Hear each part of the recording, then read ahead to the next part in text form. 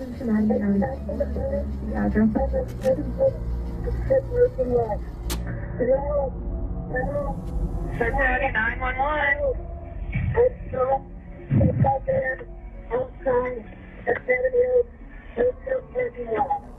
It's 3:16 p.m. on April 10th, 2018.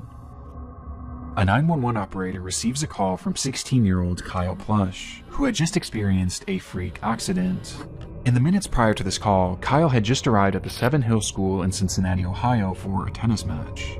He had been driving a 2004 Honda Odyssey, a minivan that featured 3 rows of seating, with his gear for the day's match being stored in the very back. In order to retrieve it, Kyle climbed to the back of the vehicle and reached over the 3rd row seating, extending his body as far as it could go in order to grab his equipment, when suddenly, the seat's folding mechanism was engaged, causing it to collapse into its storage position, taking Kyle with it.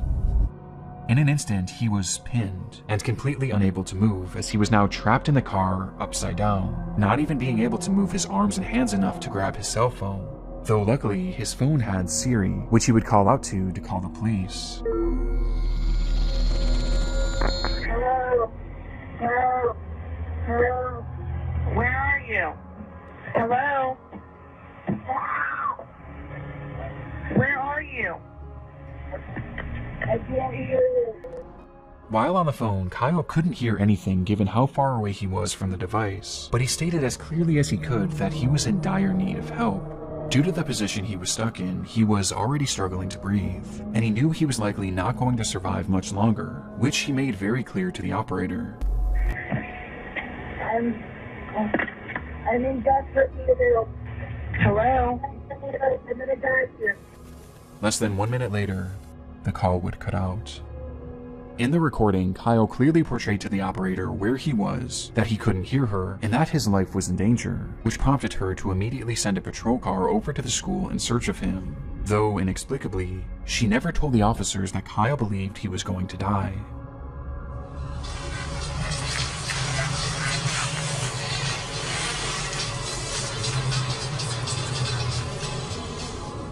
Not understanding how dire the situation was, the officers that pulled up to the scene didn't even bother to stop the car. Instead, they simply drove throughout the parking lot, unsure of what car was Kyle's. They didn't even bother to turn down their music or crack a window.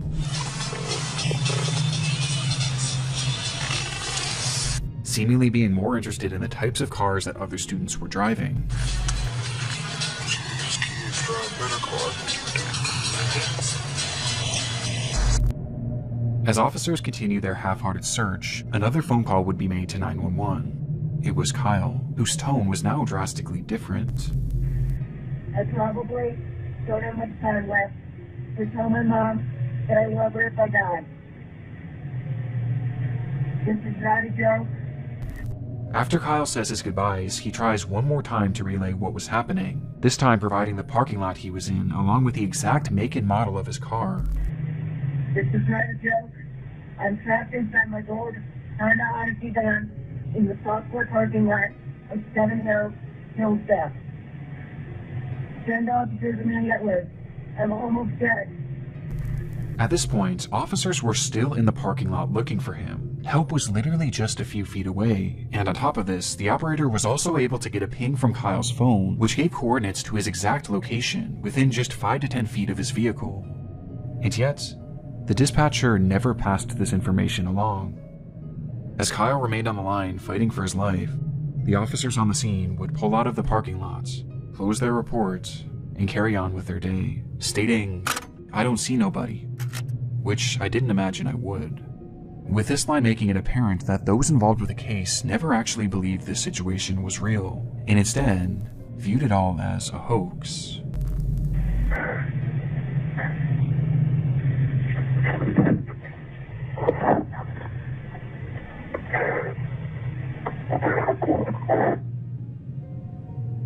Just minutes later, Kyle would go quiet, and the phone would disconnect for a final time. It would take 6 hours for that trunk to be opened, and not by the police, but instead by Kyle's father, who who had no idea that any of this had taken place, seeking out his son's vehicle only to find Kyle flipped upside down in the trunk. He had been dead for hours. Despite the circumstances, Kyle did everything right. He remained calm, he was respectful, and he described exactly where he was and what his car looked like. And yet, the police never really bothered to take his case seriously, instead believing that this was all just a prank. And had the dispatcher simply relayed how serious the situation was, and had these officers just gotten out of their car to look more thoroughly, Kyle Plush most likely would have survived. As a result of the mishandling of Kyle's case, his parents, Jill and Ron, were awarded a $6 million settlement with the city of Cincinnati. Though even more importantly for the couple, they vowed to do their part to assure that mishandled 911 calls of this nature never happen again, as they've gone on to consult with various emergency call centers to tell Kyle's story, somehow taking this horrible accident and selflessly turning it into something positive for the rest of society. Today, these phone calls remain relics of a grave error made by law enforcement, and a life that never should have been lost, with these recordings now being forever immortalized in the internet's darkest corners. This piece clearly shows the metamorphosis possible using computer graphics. We're going to play a game. Is it hide and seek? Yes, it's hide and seek. It's sick and devastating.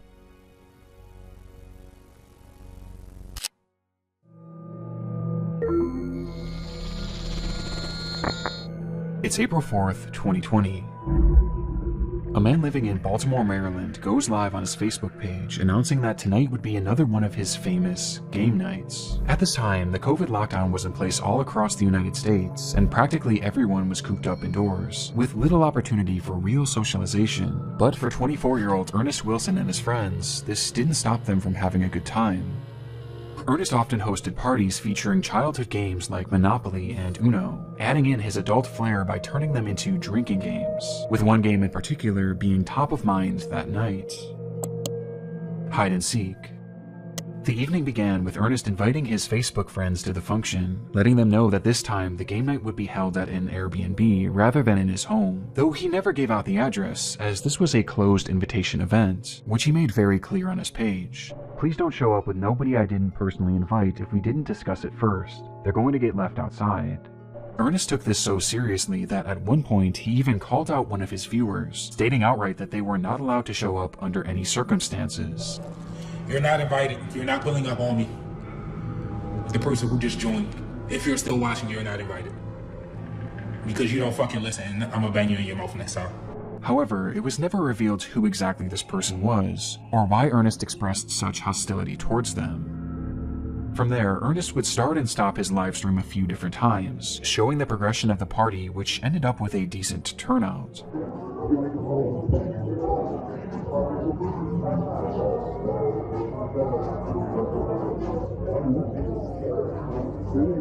And by 2 a.m., with there being no signs of slowing down, it was time for the main event.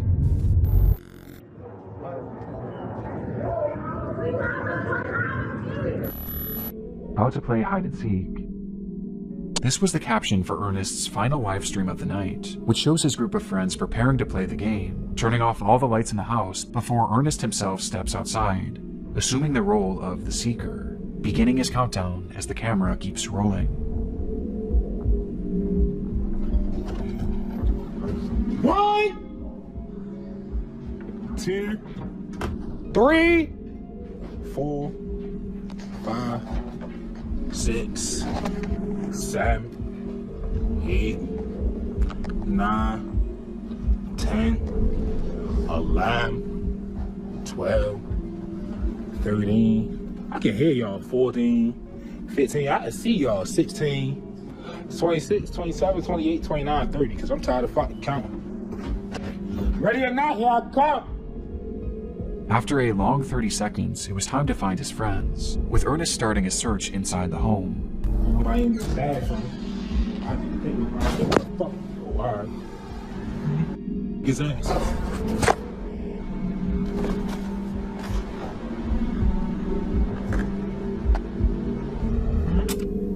Until he notices something. Next time they on your ass. Front door locked, dumbass. I'm on your ass. According to Ernest, someone was trying to get in through the front door, unaware that he had just locked it, and assuming that this was one of the people he was looking for, he took off to the backyard, believing that's where he would find them. And sure enough, he did. 1, 2, 3. Who the f*** led you? I don't know. Get your dumb ass on the other side of this gate. Who the fuck? Ernest flips the camera around, revealing a man hopping over a gate to the backyard. He had no idea who this person was, but he seemed to assume that they were likely just trying to get into the party, not really taking it too seriously, hence his joking attitude. Though his attitude would soon shift drastically. Dumbass nigga. This can't be one of my friends.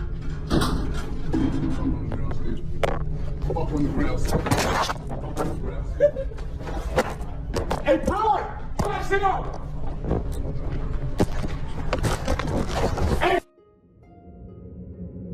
In this moment, Ernest's live stream cuts off, and he would never go live again. According to those at the party, this unknown man hopped the fence and brandished a gun, stating that he was there to rob the place, being followed by one other person whom the group also failed to recognize. Ernest tried his best to run, but was eventually caught in the house, where after a few minutes, and for reasons unknown, the man seen hopping the fence fired his weapon, striking Ernest twice and ending his life. The killers quickly fled the scene without harming anyone else, or seemingly without even taking anything. The footage is highly disturbing, knowing that we're witnessing the final moments of a man who was just having some fun with his friends. But what makes this so much darker is that we have no idea who this person is, or why they did what they did. Even after 4.5 years, Ernest Wilson's killers have yet to be identified. Detectives working on the case have theorized that this was likely a robbery gone wrong, potentially spurred on by Ernest's posting habits, as to put it bluntly, he was a drug dealer, as on his Facebook page he often showed off huge amounts of his product, including during a live stream he did on the very day of this party. And also on the same day, Ernest had made a post about how much cash he had on him, essentially putting a target on his back. Online, some have theorized that this botched robbery may have been committed by the person that entered Ernest's live stream earlier that night, which caused him to have that intense reaction. You're not invited. You're not pulling up on me because you don't fucking listen. I'm gonna bang you in your mouth next time. Though to my knowledge, this person has never actually been tracked down. But by far the most common sentiment online was that Ernest's friends were involved to some capacity, as none of them were injured and none of their possessions were taken, making it clear that at the very least this crime was targeted at the host. And on top of this, remember, Ernest never shared the address for that Airbnb, at least not publicly. And yet, these people just so happened to show up to the home at the exact moments that Ernest was by himself in the dark. And perhaps most chillingly, as the robbery is unfolding, you can hear one of Ernest's friends chuckling in the background. This can't be one of my friends.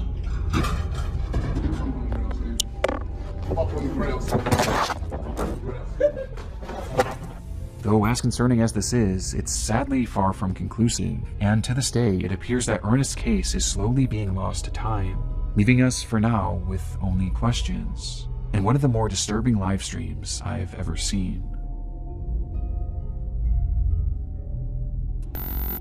And now these messages. Before we dive into our next case, I want to first thank today's video sponsor, Factor. I'll admit it, I have a very bad habit when it comes to ordering food. I usually don't give myself enough time to plan meals for the week, and therefore when it comes time for dinner, I'm always left scrambling trying to find something, which usually leads to me ordering food and ordering really unhealthy food too. It's a bad habit, but thanks to Factor, I'm slowly starting to kick it. Factor provides chef-prepared, ready-to-eat meals that are always fresh and never frozen. There's no stress, there's no prep work, just 2 minutes in the microwave and they're ready to go. And these meals really are restaurant quality, and honestly even more delicious than what I was ordering before anyway, not to mention way healthier. But my favorite thing about Factor is the time I get back, as I'm not wasting my time and taking half an hour to figure out what I want to eat. It's all right there for me and ready to go. As evidenced by the previous case and several others discussed throughout the series, live streams are often a hotbed for disturbing moments online. And when researching Ernest's final stream, I came across yet another example of just how dark things can get when the cameras go live. It happened on January 22nd, 2017, when a 14-year-old girl named Naika Vinent went on Facebook Live with a caption, In the stream, Naika discussed how difficult life had been. Throughout the years, she had been placed in and out of countless foster homes, where her treatment ranged from poor to straight up abusive, with this constant mistreatment leading her to just want it to be over already. And based on the title of this stream, it was clear what her intentions were going to be. As the livestream progressed, hundreds of people flooded into the video to see what exactly was going on, as word quickly spread that something horrible was about to happen, though you wouldn't know it by looking at the chat. According to many watching, those in the comments had no sympathy for the girl, as many actually mocked her, calling her names and even commented laughing emojis, as she desperately tried to open up, with those same commenters viewing this not as a cry for help, but as a cry for attention, outright pushing her to carry on with these intentions. And tragically, she did, all while the camera remained rolling. However, even after she followed through with this, the behavior of her chats didn't stop. Whether they assumed it was fake or just didn't care either way, the hateful barrage of insults actually got even more vile once she had obviously passed away. And this went past just words, as people who knew her actually began making parody videos of the girl, replicating the position she was dead in, all while her livestream continued running. It would take over an hour before police would finally be called and retrieve her body, with the stream being shut down by Facebook shortly before. It was an awful situation all around, but what I found most saddening about this was her final reason for doing what she did, as she stated simply that she just wanted to be with her real mother, who she loved so dearly. And this was something that seemed to be the plan all along, as her mother, Gina Alexis, claimed that she too desperately wanted to be reunited with her daughter. And following her daughter's highly publicized death, Gina actually came forward at a news conference to discuss the tragedy. Her biological mother broke down while speaking about her daughter's death. She dreamed of one day being reunited permanently. I'm just in Florida. Fuck the cat people to get for my baby. Where she blamed the entire foster care system for everything that had happened, believing that they didn't do a good enough job of keeping her daughter safe, and they failed to try and reunite her with Naika. Because of the obvious emotion involved and the overall shocking nature of this case, the news report would quickly go viral, leading to widespread support for the grieving mother. However, this also caused some people to look a bit deeper into what exactly led up to this livestream, for which one piece of information was brought to light that somehow made this case even more upsetting. On the day that Naika's life came to an end, it was revealed that her mother was actually in the stream watching before and after it happened, seeing her own daughter having this mental breakdown, as well as seeing all those people in the chat mocking her, which made people feel even more sorry for Gina, as her plight was unimaginable. Though this wasn't the only revelation to come forward, as it was soon realized by the investigators looking into Naika's case that Gina had not only witnessed all of these people laughing at her daughter and egging her into ending her life, but she had also joined them as well. Hashtag ADHD games played. You sad little DCF custody. That's why you are where you're at. For this dumb shit and more, you keep crying wolf. You dead, you will get buried, life goes on after that doesn't listen to their parents, trying to be grown, seeking boys and girls' attention instead of her books. In a live stream where one of the last things Naika ever said was that she desperately wanted to be reunited with her mother, that same mother was not only watching, but actively pushing her to follow through on her plans, leaving this comment where she outright says that it doesn't matter if you live or die, life goes on. And it got even worse. The media also discovered that the reason Naika had been removed from her custody to begin with was because Gina had beaten her 30 plus times with a belt when she was only 6 years old. On top of this, Gina often texted Naika saying that she wanted nothing to do with her, despite the young girl frequently reaching out and begging to be part of her life. Eventually, Gina would tell Naika's caseworker that, "The girl is y'all's problem, I'm done with the games," before sending Naika middle finger emojis when all she did was ask to see her brother. And this is all amongst other things that are far more horrendous that I really don't want to get into. And yet, after Naika's death, Gina had the audacity to go on television in an attempt to garner sympathy for a death that she clearly contributed to, saying that all she wanted was to be the girl's mother, despite rejecting her at every turn. And honestly, this is where I thought this entire story would come to an end, until I noticed something strange when I was editing this video. Naika's Facebook page is still active. It's no longer posting anything original, but instead, the account is consistently reposting content from another page, a page run by Gina.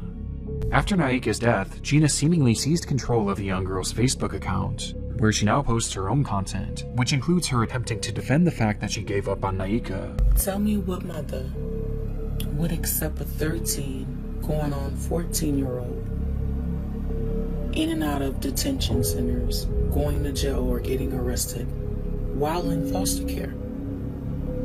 As well as her responding to those who blamed her for her daughter's death. People be like, you heard the rumors going around about you? And I did. But they forgot to tell you one thing. That's why I don't give a fuck. What's my name? My first name is Very Much. My last name is Unball. And even some posts where she's promoting her podcast, as it seems that after all this, Gina's actually trying to carve out some sort of career as an influencer, as she posts videos garnering sympathy for the loss of her daughter, along with giving out parenting advice. Like, there's so much stuff that parents need to do for their child that they're not motherfucking doing. They're not paying attention because they're taking the easy way out. With all this making it even more obvious that Gina has little to no remorse for what she did.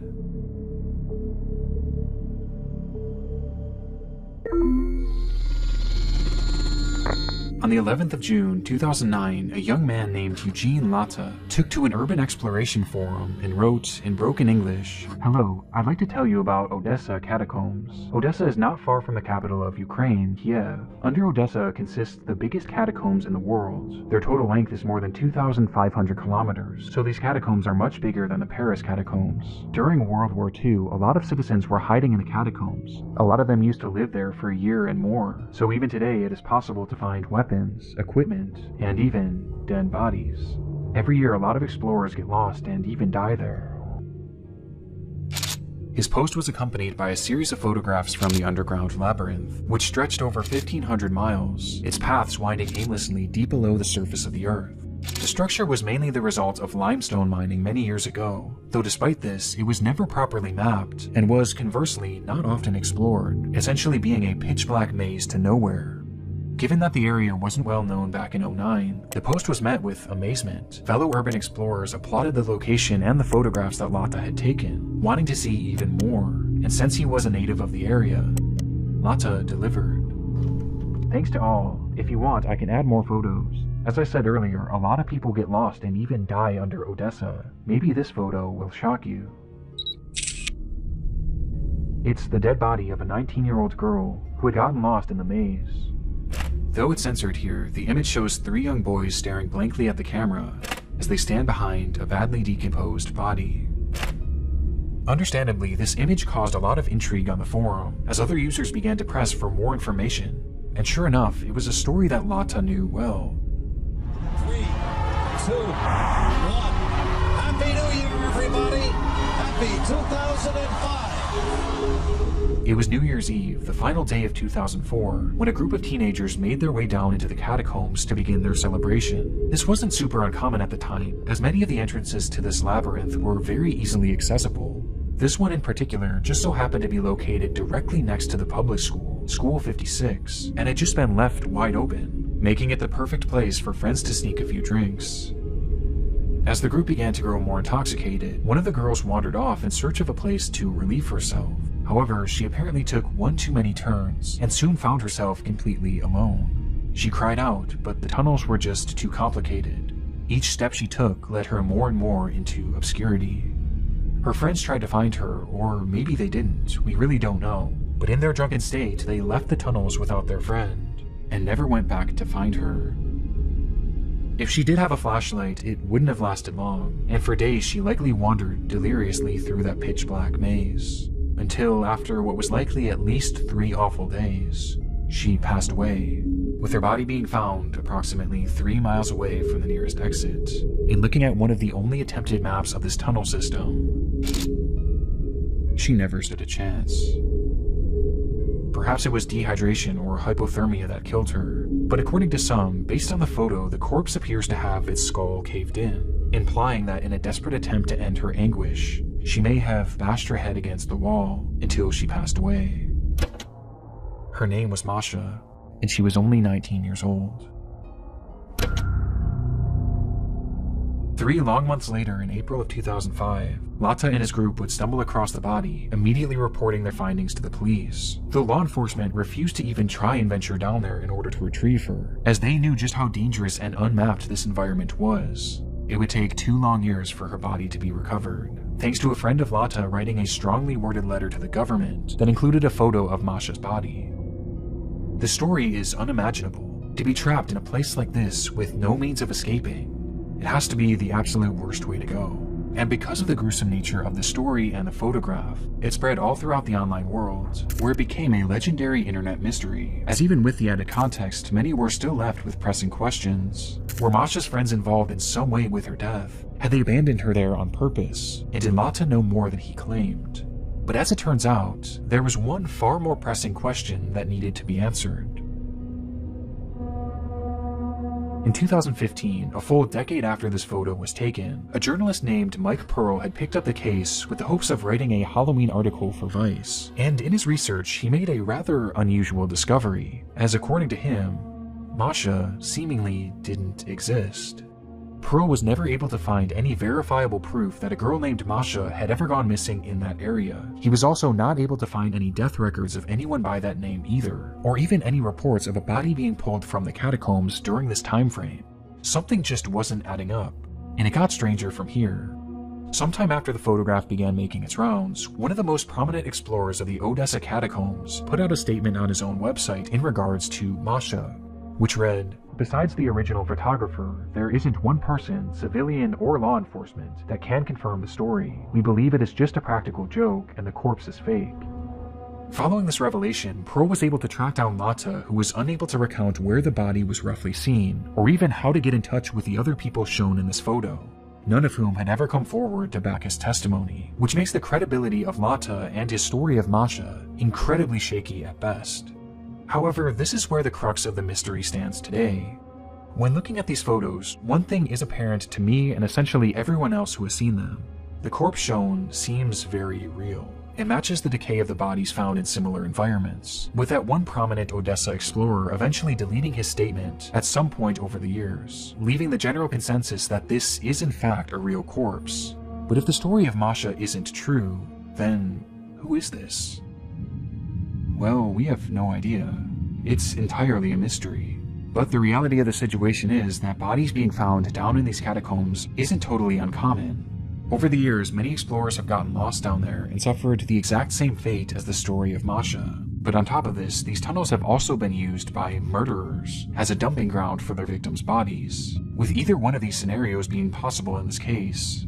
Though the frustrating part is that we may never actually know who this person was or how they died, as I and many others have doubts that this body was ever actually recovered, just simply due to lack of public information and news reports about it. And instead, the reality is that this corpse is probably still down there somewhere, and has simply been lost to time, as sections of the catacombs have been known to flood and cave in, sealing them off from the outside world forever. So for now, and potentially the rest of time, the story of Masha will remain an internet mystery.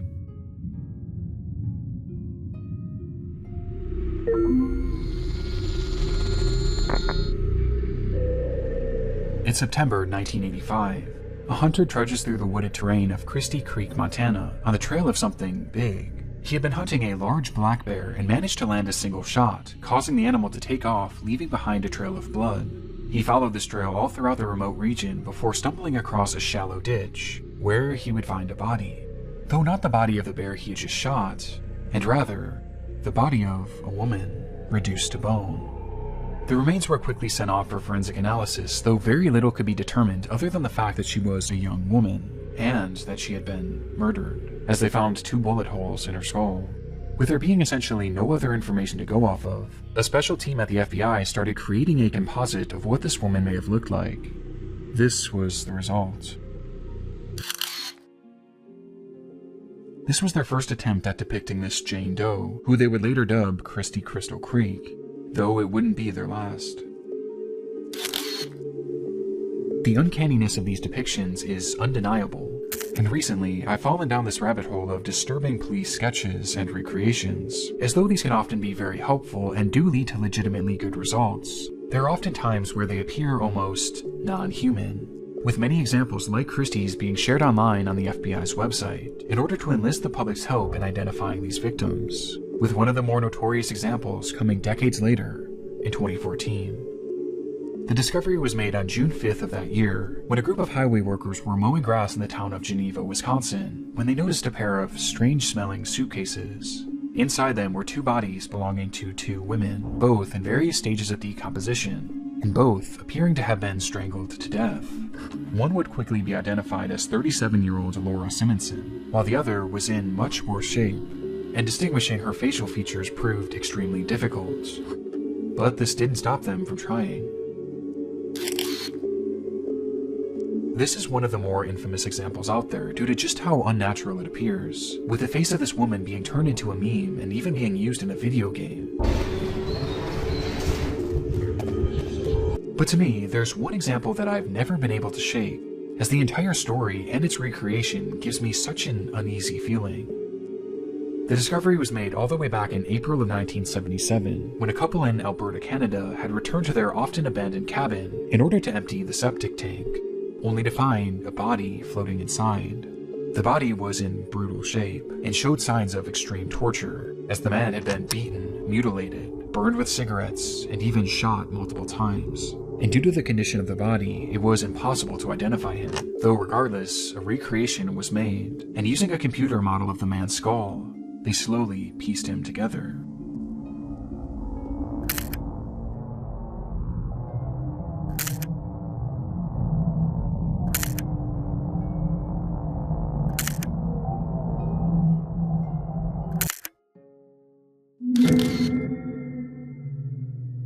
He would later be dubbed Septic Tank Sam.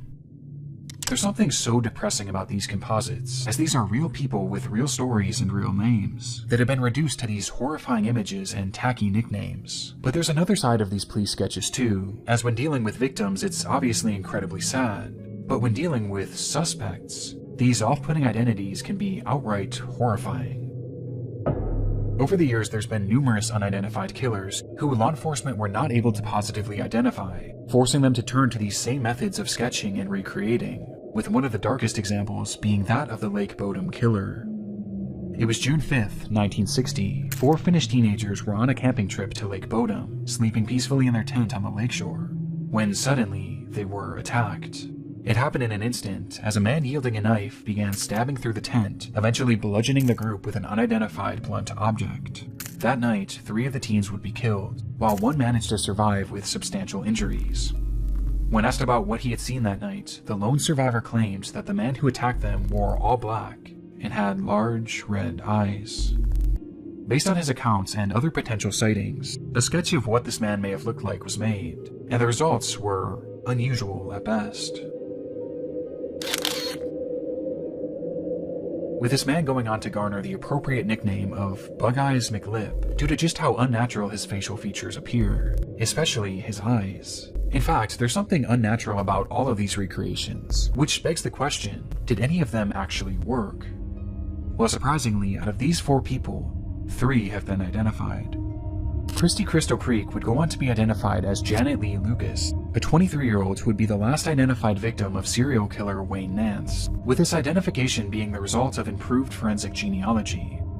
The second and most notorious example would go on to be identified as Jenny Gomez, who had been strangled by Steven Zilich, a man dubbed the Wisconsin Suitcase Murderer. And despite this recreation appearing to look nothing like Jenny, it was actually the sole reason that she was identified, as one of her family members ended up recognizing these overpronounced cheekbones and matching them to Jenny. And then there was Septic Tank Sam, who was revealed to be Gordon Edwin Sanderson, thanks again to genetic genealogy, as a sample of his sister's DNA was eventually used to prove that this was in fact him, though it's still unknown who killed him or why.